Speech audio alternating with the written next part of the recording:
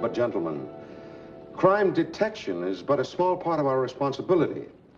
Not until the full scope of modern psychiatry is used for crime prevention can we obtain the ultimate in modern criminology.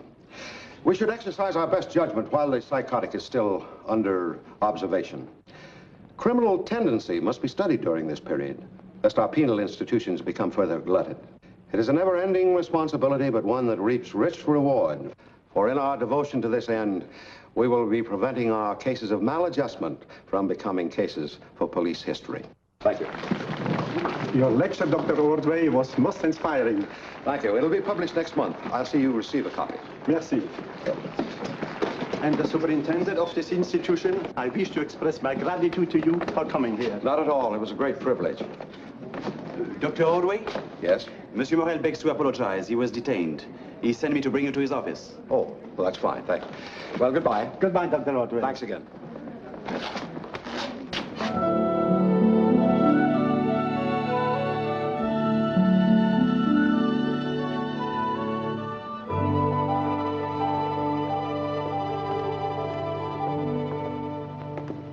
Dr. Ordway to see Monsieur Morel. Oh, yes. The inspector is waiting for you. Go in, please. Thank you. Ordway. Dr. Ordway. I am so glad to see you again after all these years. It's good to see you again, too. I must apologize for not meeting you. Oh. But police affairs, Yes. you know how they can interfere with one's private affairs. Let me look at you. 9 years. 9? Mm-hmm. And you have hardly changed. Just a little here, maybe. Oh, no, not when I stand up straight, no. Sit down, sit down. Thanks. And how is everything in that wonderful city of yours? Oh, New York hasn't changed much. About the same as when you were there. Ah, yes. How can I ever forget the World's Fair and the wonderful time we had together? I often thought about it and wondered if I would ever be able to return your hospitality. What are your plans? I expect to be here about 2 weeks. I've got 3 lectures to give, and after that, my time's my own. But remember, I don't intend to become involved in any affairs of the police. Good. That will give me the opportunity I've been waiting for. And we will begin tonight. Tonight, I will show you Paris. Fine, and with no interruptions.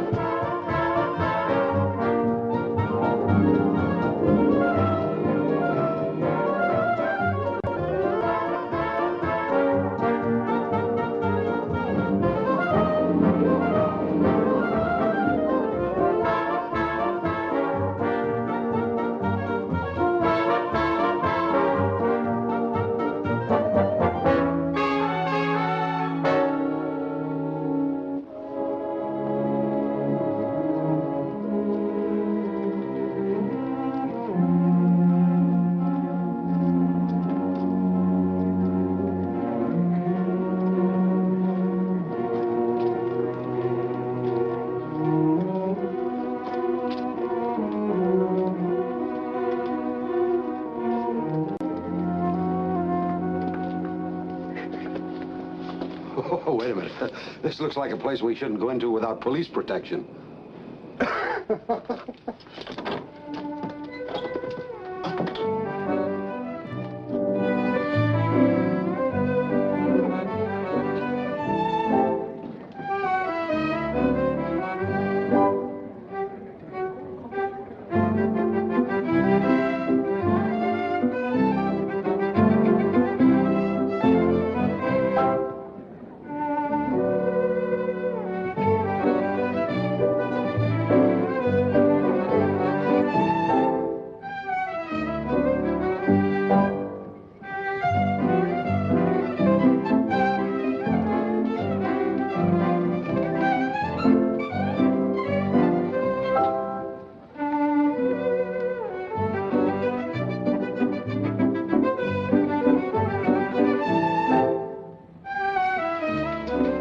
Monsieur Morel, le coq rouge is on it. We have done nothing wrong.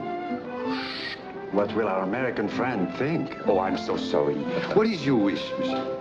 Benedictine? All right. 2 Benedictine with cognac. Jacques. Merci, monsieur.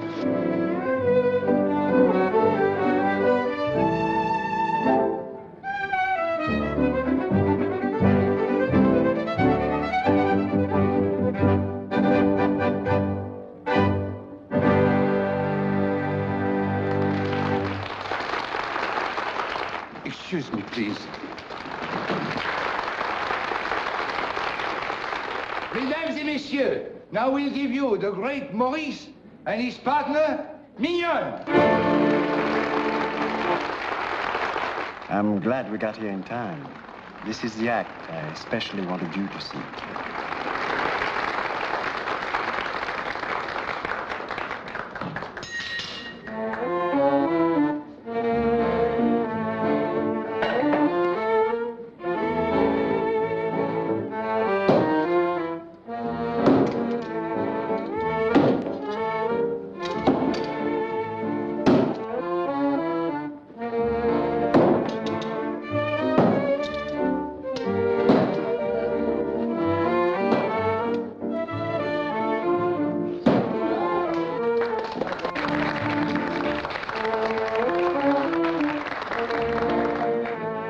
That fellow plays with murder.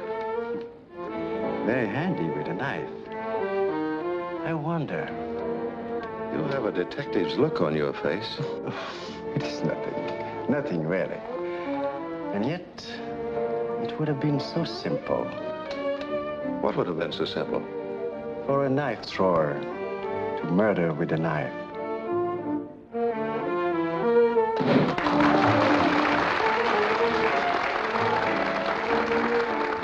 Well, are we on a busman's holiday? Oh, I'm so sorry. Forget it, my friend. We are out for a good time tonight.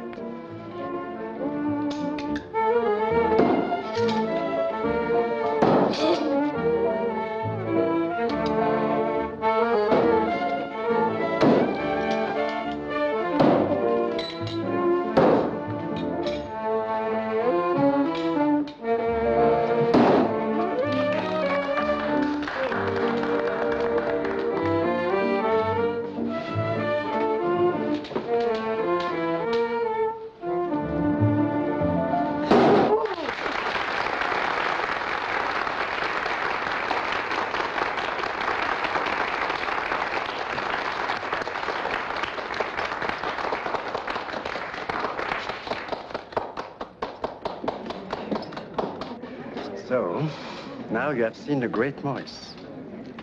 Does he look like a murderer to you? Oh, looks don't count. You know better than ask a question like that. Forgive me. I promise to show you a good time tonight. Yes, and without any interruptions.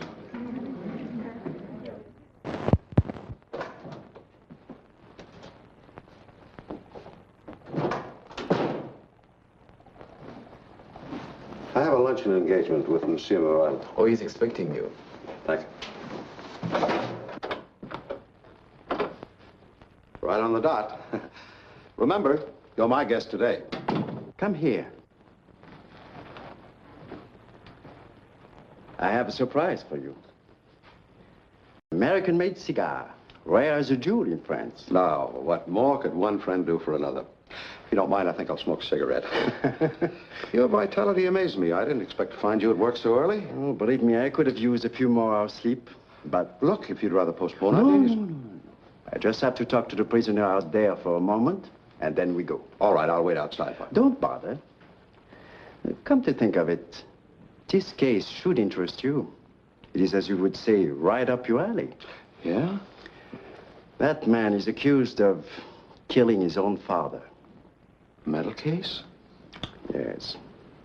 But now, just remember, you don't want to be bothered with any police affairs. Let us have lunch now, huh? I'll see the prisoner later. Oh, no. Lunch can wait. See him first. Saint-Jardin.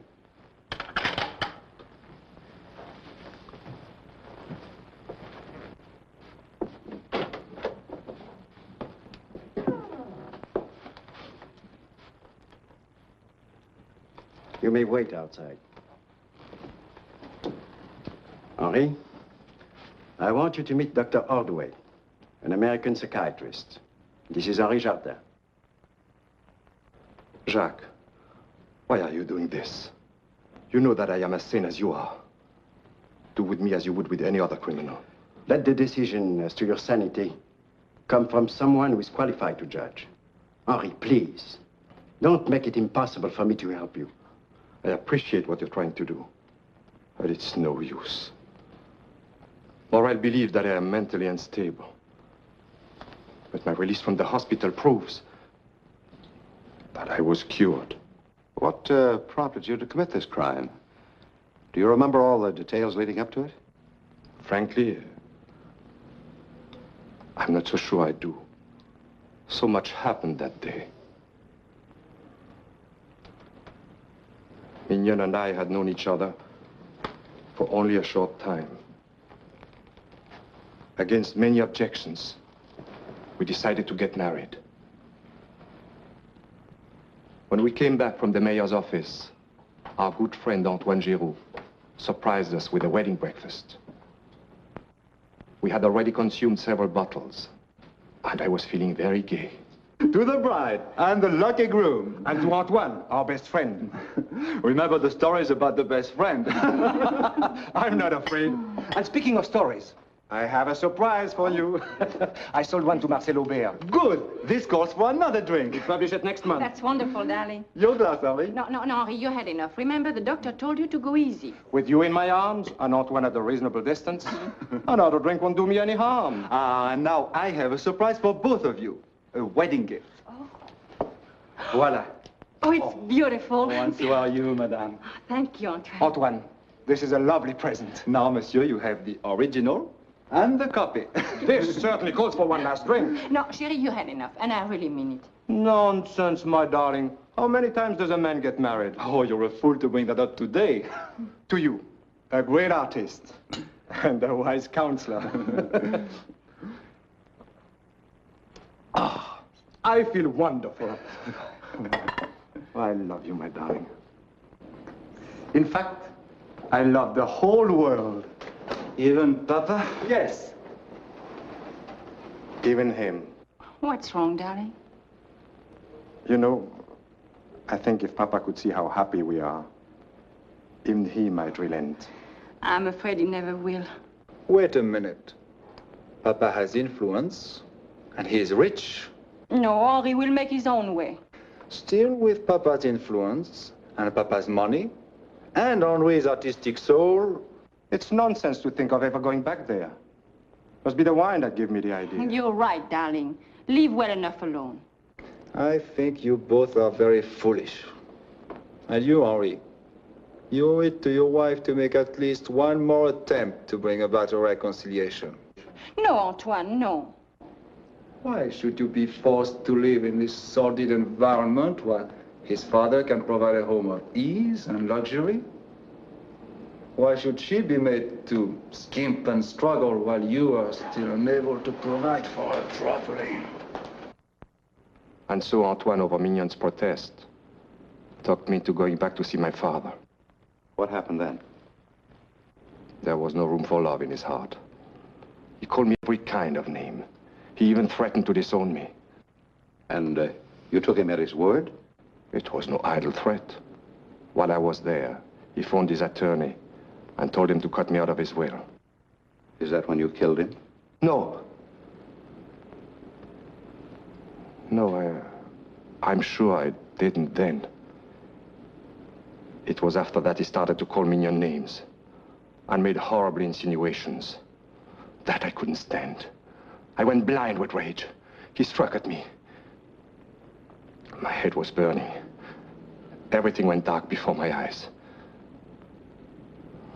The next thing I knew, I was in a bar, pouring down one drink after another. Did you go back to your wife after that? My men picked him up about 4 in the morning, wandering the streets aimlessly.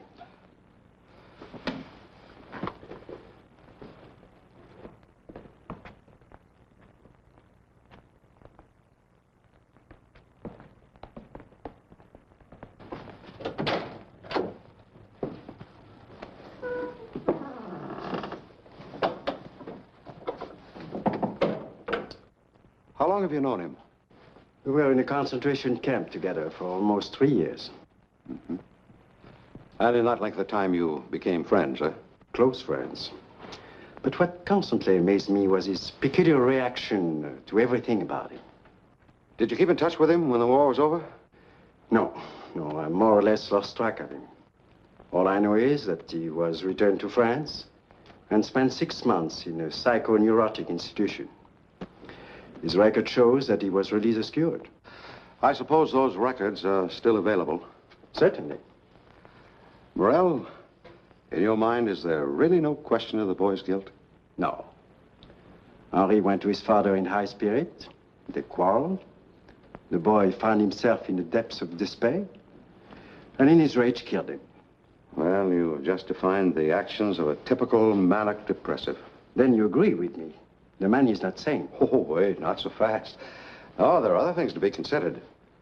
How was his father killed?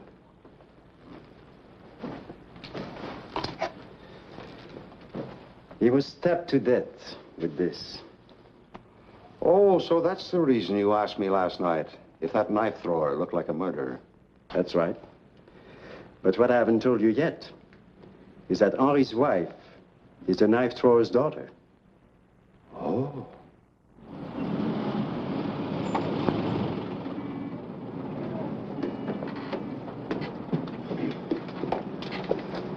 Well, I could very easily be persuaded to live here myself. Tell the butler to come into the library. À tout de suite, Monsieur Morel.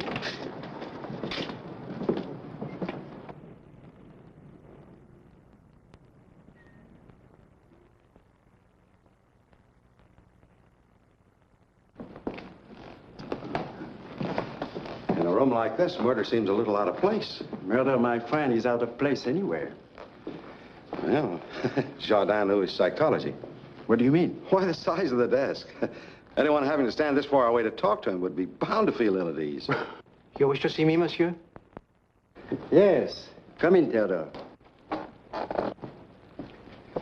This gentleman would like to ask you a few questions. Very well, monsieur. What is it you wish to know?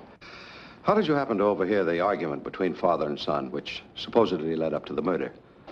It was my night off, and as it is my custom, I check doors and windows before leaving. It's then I heard Monsieur Henri quarrel with his father. Oh, and in spite of that, you left the house? Oh, I didn't think much of it at the time. I had become accustomed to their disagreeable arguments. Did you hear what this one was about in particular? Oh, yes, indeed. They spoke about Monsieur Henri's wife. The master said some unkind things about her. That's when Henri threatened him. You're sure you heard a threat? Oh, certainement. But I thought it no more than rash words. Uh-huh. Where did you spend the evening? We checked on that. He stayed at his sister's home in the country until 12:30. And when I returned at 1 o'clock, I found the master lying on the floor with a knife in his back. That door was partly open. The chair was knocked over, and that picture was crooked.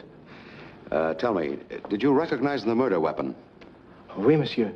It was a letter opener that Monsieur Jardin always kept on his desk. Uh-huh. Morel, I was told I'd find you here. Oh, I'm so glad you came, Dole. You may go now, Theodore. Bonjour, monsieur. This is my good friend, Dr. Ordway from New York, Jules Dole. Oh, Dr. Ordway, I heard so many interesting things about you. You don't know how happy I am that you are here. Well, thank you, sir. Dole was Jardin's attorney. He has graciously offered his services as Henri defense counsel. Unfortunately, I never practiced criminal law, but I thought it's my duty to the family. I understand that Dr. Ordway and you talked to Henri. Oh, yes, but, and I really owe you an apology for not calling you in. Oh, no. Have you been able to learn anything that might help me in his defense? No, nothing, except what he has undoubtedly told you and Morel over and over again. And that's it, his complete indifference. His lack of interest in life. He has no will to fight. Oh, by the way, Dole, did Henri's father call you about changing his will? Yes, the night when he was there, he called me and wanted me to come over at once. But I had a previous engagement and promised I'll see him next morning. The prosecution will contend that this establishes the motive. It is very damaging evidence. And you, Mr. Dole, will naturally be forced to admit it on a witness stand. Dear me, and I am supposed to defend him. Well, how do you propose to defend him? Well, there is only one way. I hope, Dr. Ordway, you will help us. I'll plead insanity. What else can I do?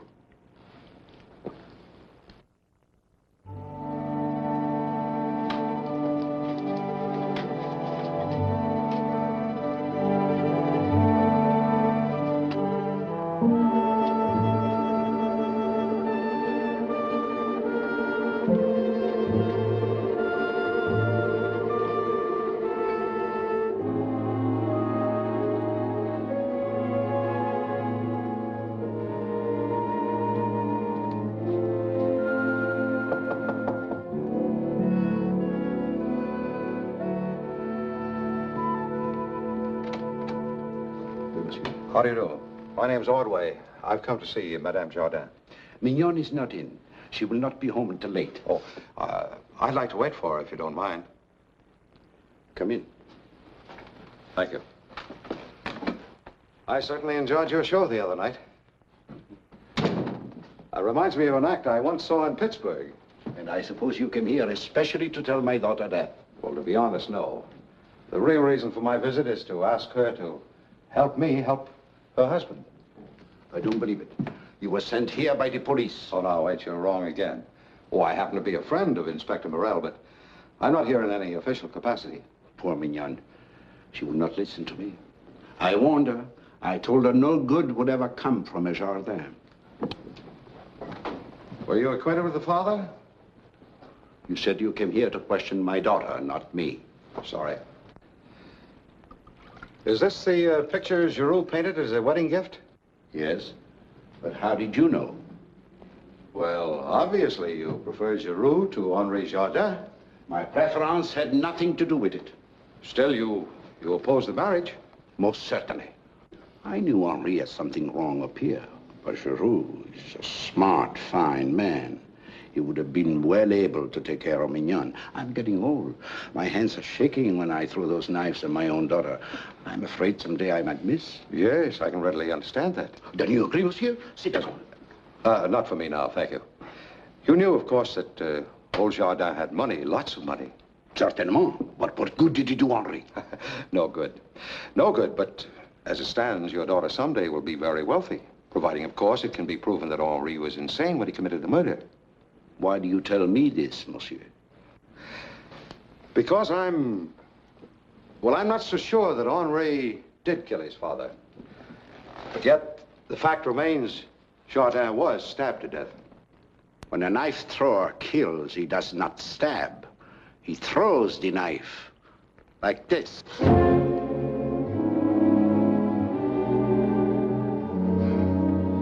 You seem a little bit unnerved today.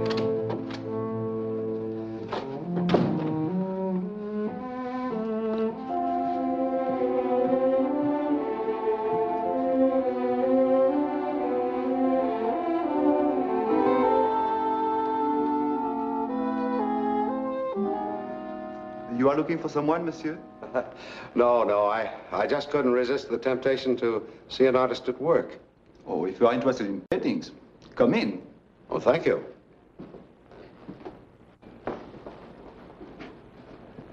Not a bad copy of an old master, is it, monsieur? No.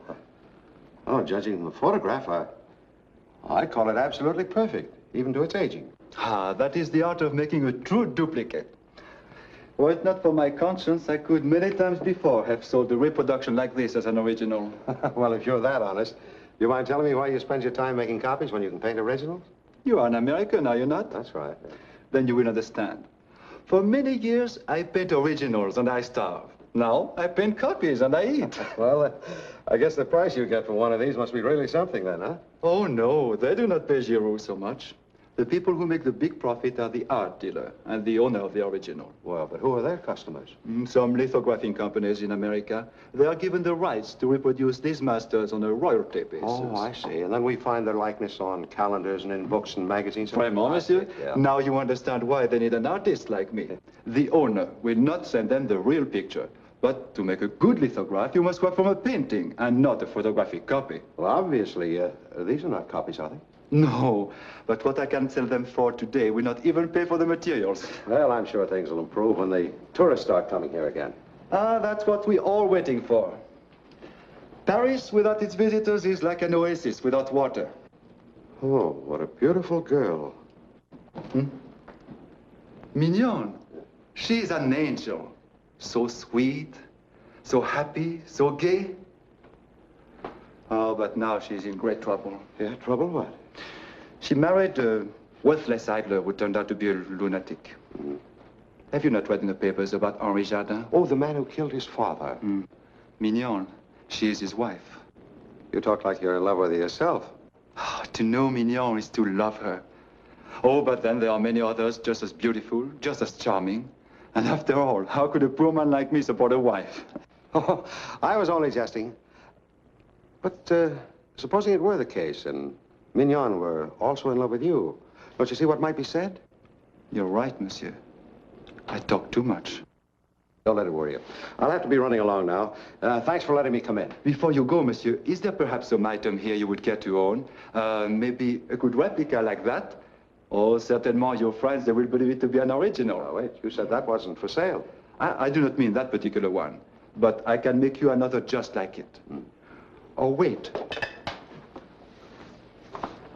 Maybe we prefer one of these. Well, it's really too hard to tell from a photograph. Then you must come to Chabonnet's on Rue Saint-Jacques. That's where the paintings are. But you must come tonight, because tomorrow he will ship them to New York. You can make a selection there, and I will reproduce it for you, cheap. Look, I won't promise, but if I can make it, I'll be there. Oh, please do not disappoint me. I'll be waiting for you until late. Thank you. You got a card? Here's your address, yes. Thank you. Goodbye. Au plaisir, monsieur. Au revoir.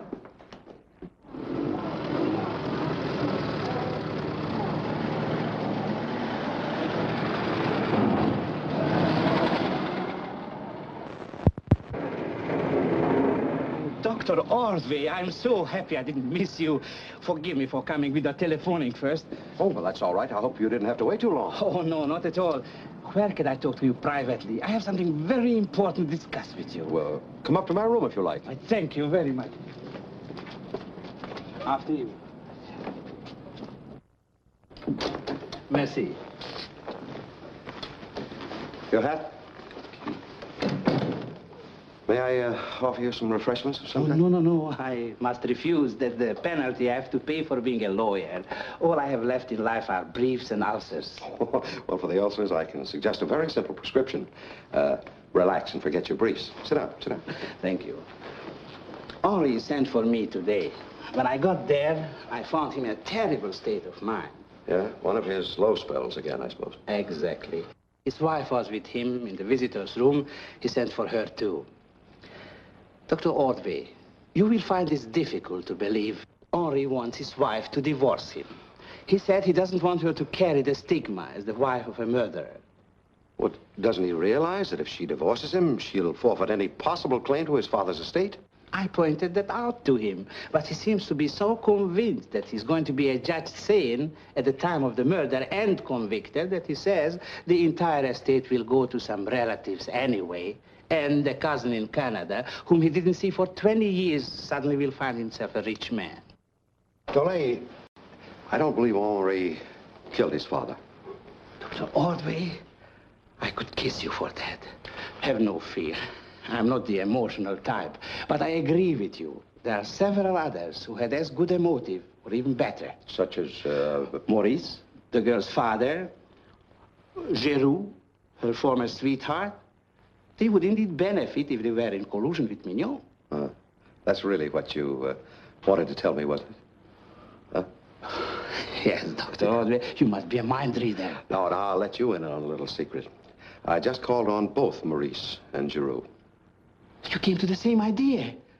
Well, did you find out anything? No, nothing definite. Except that they both tried to impress on me the fact that Henri is insane. I wonder how Mignon really fits into this picture.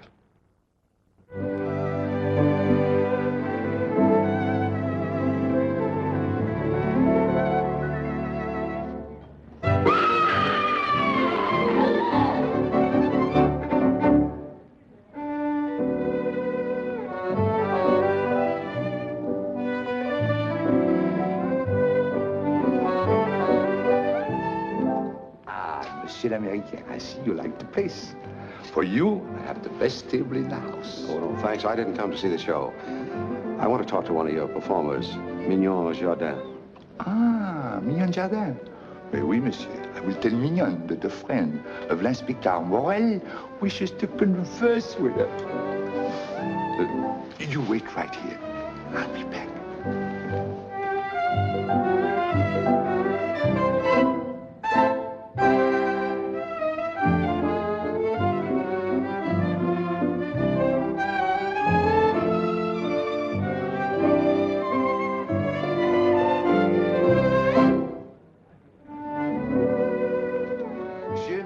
To the archway. Second door to the left. Merci.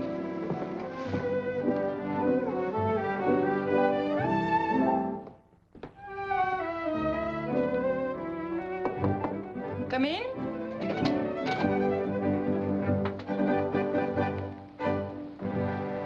Oh, Madame Jardin? Dr. Ordway? Yes.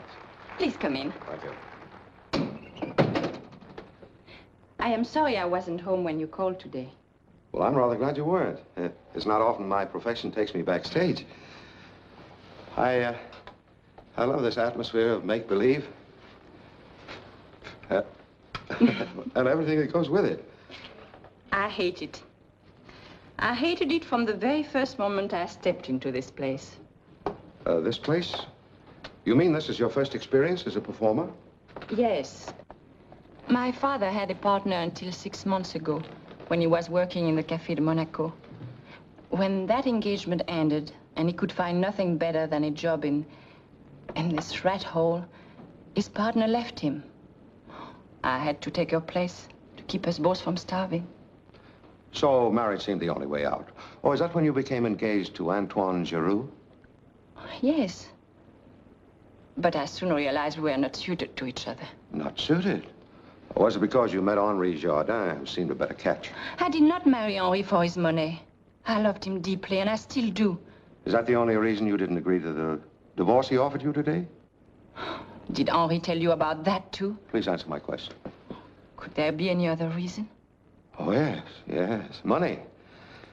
You know very well if Henri is a judge insane, he can't be held responsible for the crime he committed. When the state is settled, you as the nearest of kin would benefit materially. Dr. Ordway, you and Inspector Morel have pretty well concluded this case, haven't you? Oh, no. Both of you, as well as Monsieur Dolay, seem definitely in accord that Henri is a lunatic. Well, let me tell you this. Henri is as sane as you are. And I will testify to that effect. Do you realize what that would mean to him? Yes, if he were guilty. Oh, but you know he isn't. Or you would not have talked to my father the way you did today. You're right. I hope you'll forgive some of the harsh things I said to you, but I had to find out exactly where you stood. Will you help me prove that Henri is sane, even though it involves someone else very dear to you? I wouldn't hesitate for a moment, even if it were my own father. But he's not the one, believe me. What makes you so sure about that? I met him here, not more than 20 minutes after Henri had left to see his father. Did your father know about the marriage then? No. No, and I had to do a little convincing to make him agree to it. Well, the way he spoke to me today about your husband, I don't think you succeeded any too well. He changed his mind again since Henri's trouble started. But that night, he came home with me to welcome him as his son-in-law. You know the rest. Yes, that gives your father a perfect alibi, but what about Giroux? Antoine Giroux? Yeah. Oh, he wouldn't hurt a fly. That isn't my impression of the man. I don't think he'd stop short of anything to get what he wants. And I know he still wants you. Oh, they're calling for me to go on. Will you excuse me? And Dr. Ordway, don't let the inspector give up in their search for the real murderer. And please stand by Henri and me. You can trust me. I will. Goodbye.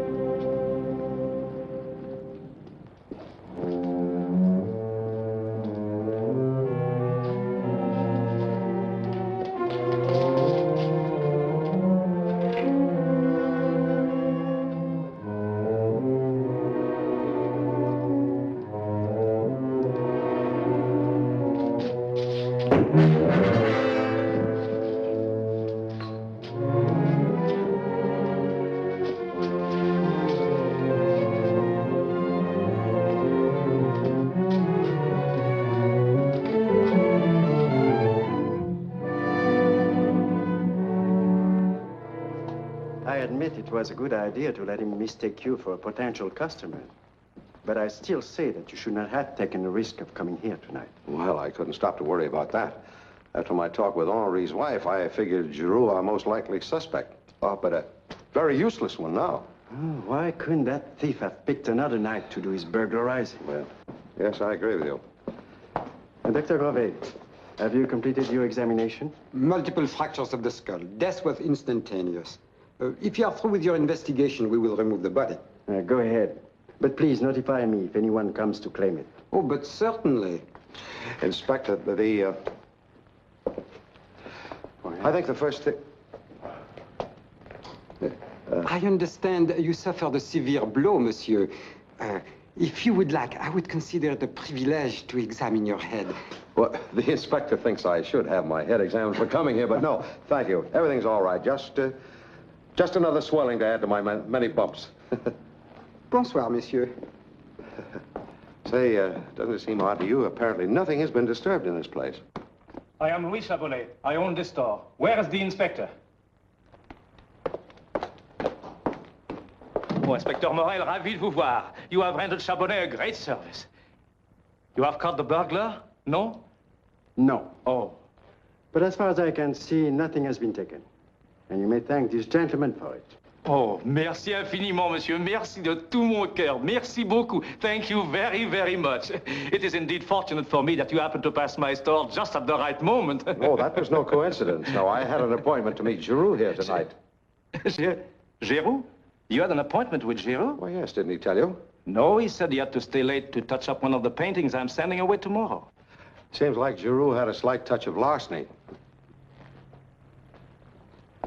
What does he mean, monsieur? He wanted to sell this man a copy of one of those pictures you intend sending away. Apparently without your knowledge. Giroux would do that? Giroux would do that? Oh, non, monsieur, c'est impossible. Yes. He's a thief, a robber. He had no right to make copies of my original copies. I will fire him at once. It's a little late for that. Giroux is dead.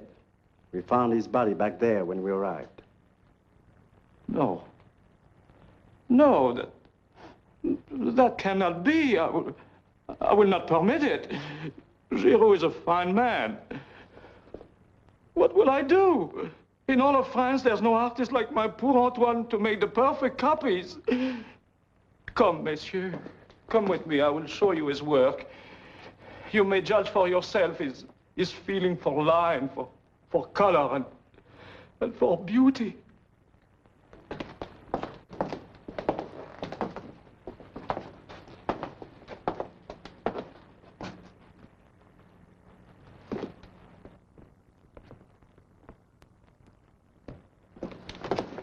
The copies, they are gone. Every one of them stolen. What will I do now? My whole life, it is ruined. Compose yourself. Remember, they were only cheap copies. Cheap copies? Monsieur, Giroux's art, it was great. Well, it was almost impossible to tell the copy from the original. Yes, he's right. I saw one of them at his studio today. If they were that good, then the burglar also must have mistaken them for the real thing. And killed Giroux when he got in his way. But the copies, if they are sold, the owners of the original will accuse me of fraud. My whole reputation, it will be ruined. Don't worry, don't worry. The police will tell them that you're not to blame. Oh, of course, I forgot that. I'm so excited, I never think of it. Prepare a full description of those paintings, and I will notify the robbery detail to contact you later. Oh, thank you very much again. Thank you, merci.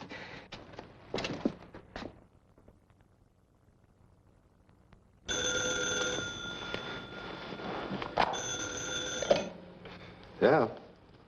Oh, hello, Dole. I suppose you heard about Giroux. Oh, I'm all right, yeah. I'm speaking from the Jardin home. I just discovered something of vital importance. I cannot give you the details over the telephone, but if you could come over here. Well, yes, I'll be glad to, but if you don't mind, I'd like to bring Inspector Morel along. Yeah, well, all right, we'll be right over. Goodbye. Dr. Ordway. You look as excited as a schoolboy before a holiday. When you hear what I found, you'll be excited too. When I was cleaning out Jardin's strongbox this morning, I found this amongst the other legal papers. It's an old contract between Jardin and Mignon's father. According to this, Maurice owned some income property, which he put up for a loan from Jardin. What's the date of that agreement? 33, 14 years ago. Oh, so the two in-laws knew each other then a long time before the marriage. Anyone who would sign such a document is a complete fool. Unless he were in great distress. See, Maurice's wife was an invalid. Taking care of her drained all his resources. Where did you get all this information? From the butler. He also told me something else. A year before the war, Maurice came back to repay the loan. Monsieur Jardin refused to accept it. But why? He claimed the grace period for repayment expired, and now the property belonged to him. But all this happened many years ago. Why do you think it is of any value now? Maurice waited long for his opportunity. Finally it came. A golden opportunity to avenge himself with the help of his daughter by killing Jardin and letting Henri take the blame. I'm certain the girl had nothing to do with it at all. Dr. Audrey, you were taken in by a pretty face. But let us say for the moment that Mignon is innocent. That still leaves us Maurice. Of course. He had the motive. And more than that, he knows only too well how to handle the knife. I'm going to arrest him on suspicion of murder. Maybe you're right. Moi, je sais une autre fois, et puis c'est ça, Millerson. Oh non, alors ça c'est le comble. Non, toi, tu vas marcher. Oh, the lady is out. We came to see her father. Monsieur Duval does not wish to see anyone. He's asleep. If you do not stop, I shall call the police.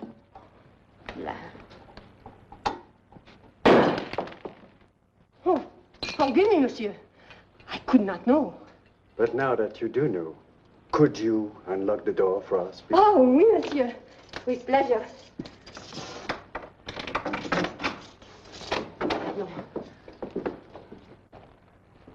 He must be in there. Apparently, Duval could slip through anything.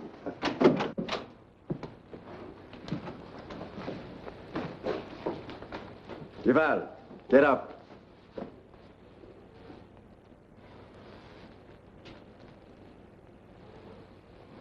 He's dead. Looks like he died in his sleep. Where does that leave us now? First Giroux and now Maurice. And they were our only suspects. Send her in.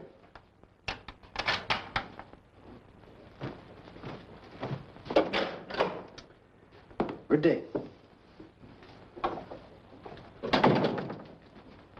You know Dr. Ordway, don't you? Yes. Hello.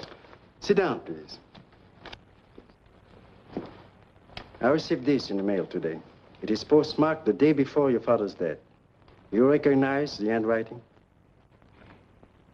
Yes, it's my father's. May I read it? Maurice not only confesses to the crime, but also gives the motive. He killed Jardin to even an old score, and purposely let the blame fall on Henri. He goes on to say that when he realized, however, what this actually meant to his daughter, he decided to tell the truth, and then take his own life. I don't believe a word of it. Do you believe this confession to be the truth? Yes, I do.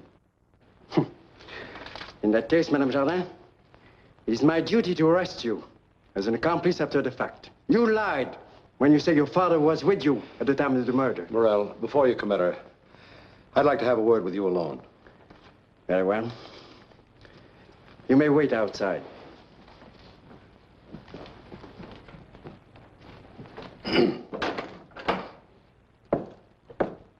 Have Madame Jardin wait here until I send for her again.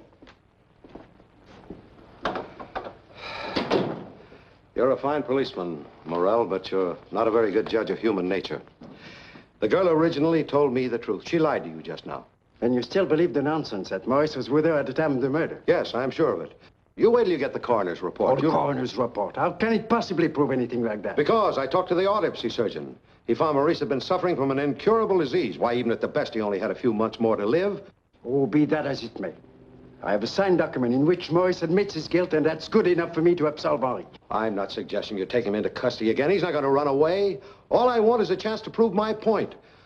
I claim that we've been barking up the wrong tree, but concentrating on the wrong motive. Would you mind being a little more explicit?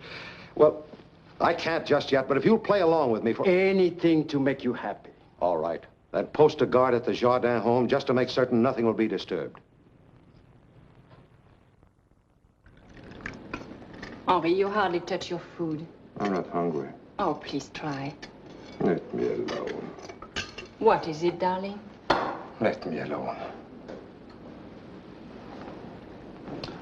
All the time I was in there, I kept thinking of this place and you. It didn't seem possible that anything could ever come between us. Nothing has. It's just that you've been through a great deal.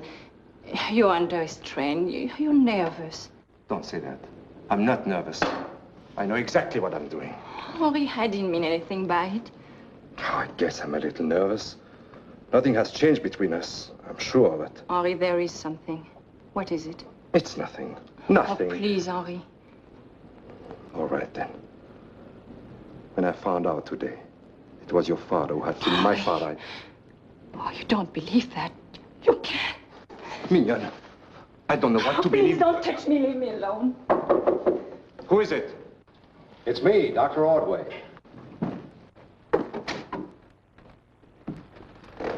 I hope you won't mind a visitor this hour. I know. Please come in.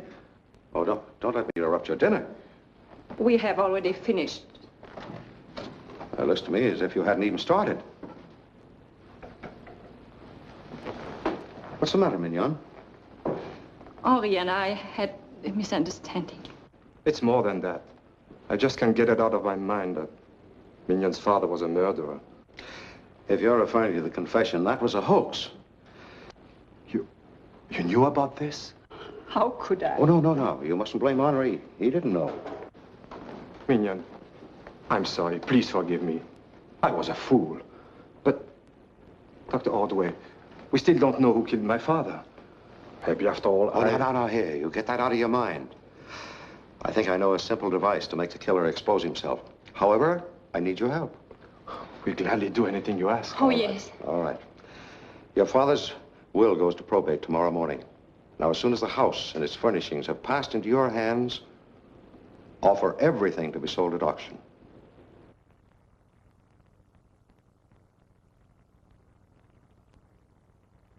$3,300 francs for this beautiful clock. Who will give me 3,500? 35. 3,500 is bid. Who will give me 3,600? 3,600. 3,600. I am offered 3,600 francs. Who will give me 3,700? 3,700. 3,700. 3,700 francs is bid. Who will give me 3,800? That's an awful lot of money. Not for something I've always wanted. Who will make it 3,800? 3,800? The American gentleman seems to be the only one who appreciates values here.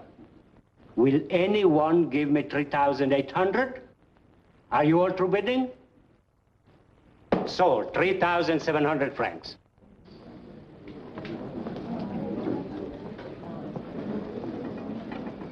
Will you have him make out my bill, please? I bought about everything I can afford now. Oh, certainement, monsieur. If he buys much more, he'll be able to open an antique shop. But he'll never make a profit at the prices he's paying. But, darling, you know your father left us hardly any cash. If it were not for Dr. Ordway's generosity, we would realize very little from this auction. Will you not stay for the sale of our most important item? Well, maybe I will, unless I have to wait too long. Oh, it is the next on my list.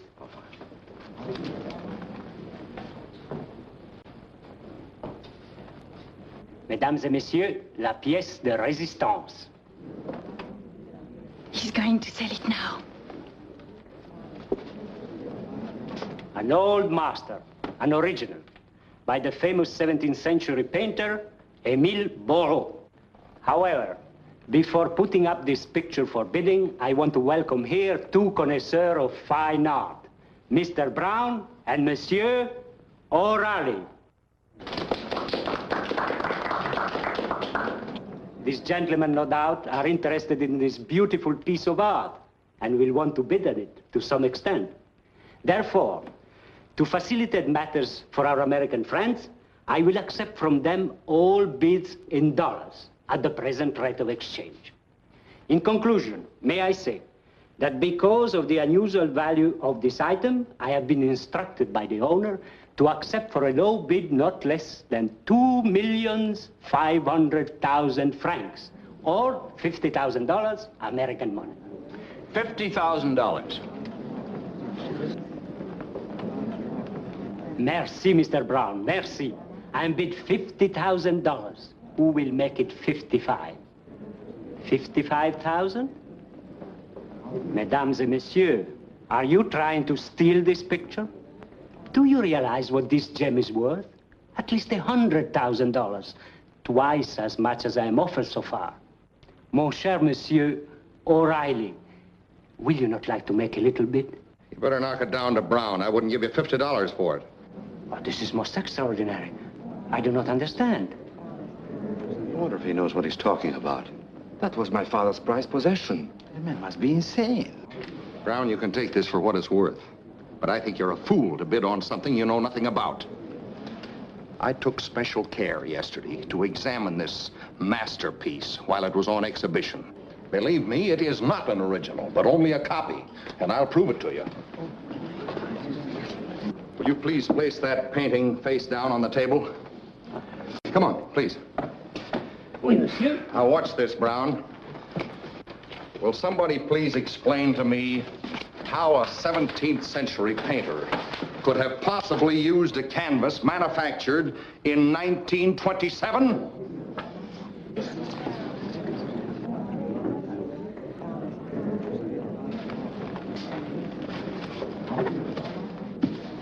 Never in all my experience have I found myself in such a position. Of course, I am withdrawing this item from sale.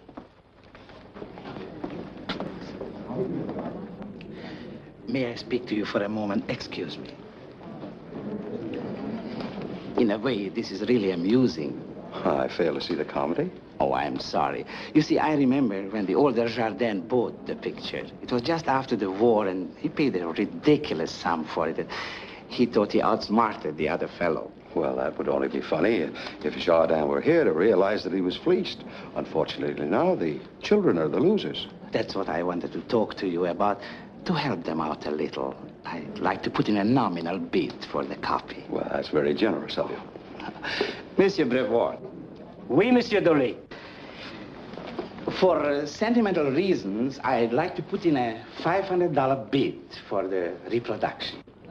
Certainement, if it meets with the owner's approval. I can't allow that. He has done so much for me already. Oh, don't worry, Henri. He can well afford it.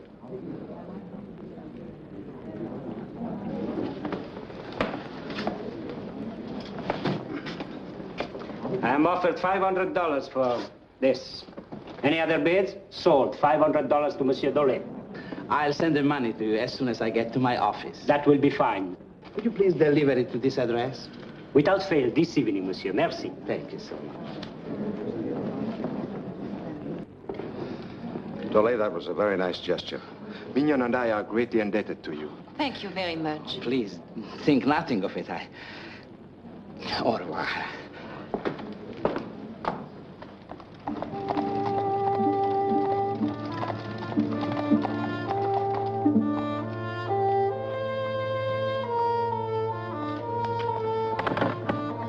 Monsieur.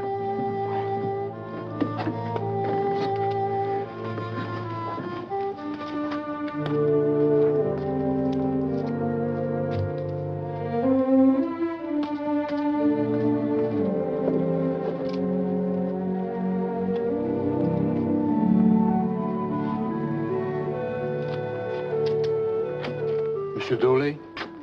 Yes? Sign here, please.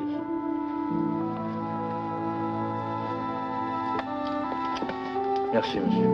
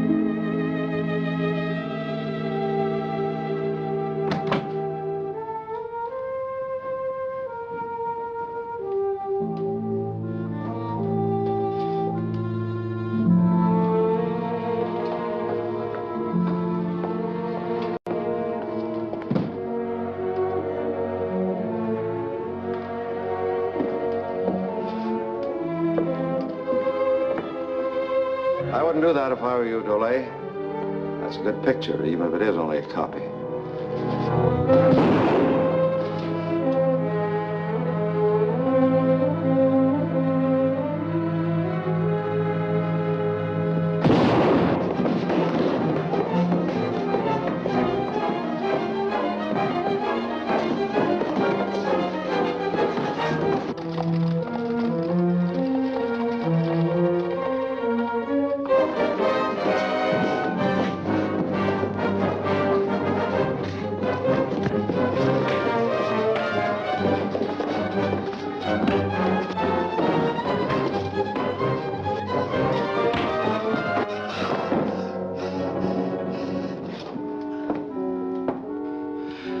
Get up.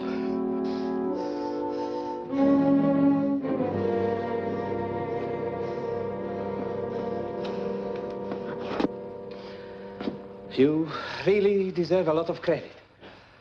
The auction was a very neat trick. It got me completely unawares. Don't forget that Brown and O'Reilly actually made it the great success that it was. Oh, no, that magic act of yours surpassed theirs by far. There was a trademark actually on the canvas when I substituted the copy for the original. I figured that'd give you something to worry about. No, I put it there after O'Reilly examined the picture and assured me it was a phony. I like a full plate right into your hands. Yeah, you had no choice. You were afraid unless you took that copy out of circulation, the trail would eventually lead to you through your connections with Chabonnet. Would it be material and relevant if I would ask you, when did you first suspect that the picture was the motivating factor in the case? Not at all, Mr. Attorney. When I visited Giroux, he showed me photographs of paintings he's copied. One of them happened to be Jardin's. Oh, Giroux paid the price for his double dealing. Dear, if I would have killed you also instead of just knocking you out, it would save me a lot of trouble now. But what would you do with another corpse, and this time in your own house? Well, don't worry. I shall dispose of you, as I am going to dispose of all the masterpieces of the late Monsieur Giroux in the furnace. Move. Get away.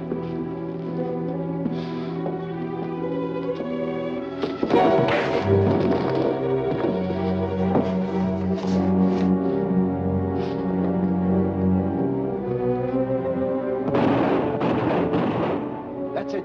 All-the-way signal.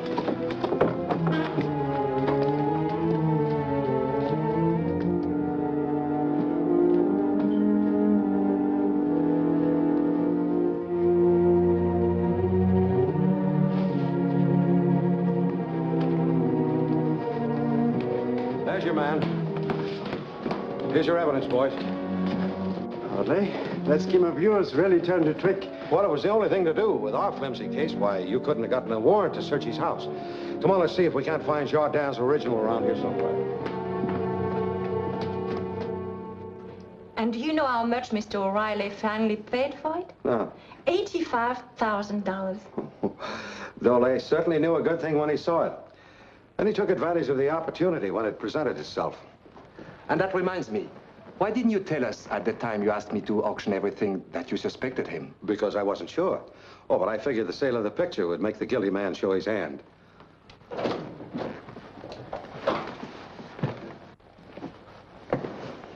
Well, we finally got a full confession from Dole. He admits he killed your father when he caught him switching the pictures. Unfortunately, you chose that night to quarrel with your dad and threaten him. That made you the obvious suspect, and the real motive for the murder was not apparent. Then what prompted him to act as my attorney? Knowing your frame of mind, he planned to have you plead guilty. That would have closed the case for the police and put him on easy street. But how he ever expected to get away with that substitution is beyond me. Jardin knew that a copy existed. In fact, it was Dole who suggested that he have that valuable old master reproduced, because he needed money badly. Well, Jardin's decision to change his will gave Dole the idea to snatch the original. He figured that the fraud would never be discovered by the heirs. But why did he kill poor Antoine and steal those other paintings? Giroux happened to be in his way when he went for the original, which he had hidden at the store. He stole the copies to make it appear like a common burglary. But how could he go in and out of Chabonnet so freely in the middle of the night? He was a partner in the store. As business was bad, he took Chabonnet into that reproduction ID to make some extra money.